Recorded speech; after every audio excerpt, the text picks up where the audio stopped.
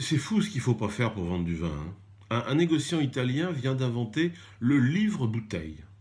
Comment ça marche? Alors, ça se passe à travers l'étiquette, hein, qui est constituée de plusieurs feuilles sur lesquelles est écrit le texte d'un livre.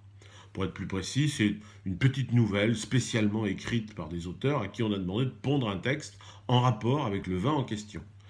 Ce que ça leur évoque en termes de sensations ou d'émotions. Ça veut dire que boire ou lire, maintenant on n'est plus obligé de choisir. Même s'il faut bien reconnaître que ça reste assez gadget.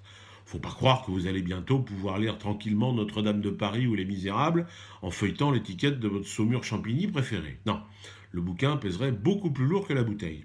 Mais ce qui est intéressant, c'est que ça confirme en tout cas que le vin est bien un produit culturel et pas bêtement de l'alcool comme voudraient nous faire culpabiliser certains. Le vin est en réalité un livre ouvert sur le monde, sur la vie, sur l'humain. Et je connais des gens qui lisent vraiment beaucoup. 4 ou 5 litres par jour. Ce qui leur fait dire des choses absolument formidables. De même, on sait très bien que, après le Collège de France, un bistrot est sans doute l'endroit au monde où l'on rencontre le plus de philosophes. Encore et toujours de la culture. Voilà, écoutez, il faut que je vous laisse parce que je dois aller faire un peu de ménage dans ma bibliothèque. L'autre jour, je faisais des rangements dans mes produits culturels. Il y en a un qui m'a bêtement glissé des mains. Maintenant, il y a de la culture partout. Il faut que j'y aille à la serpillière.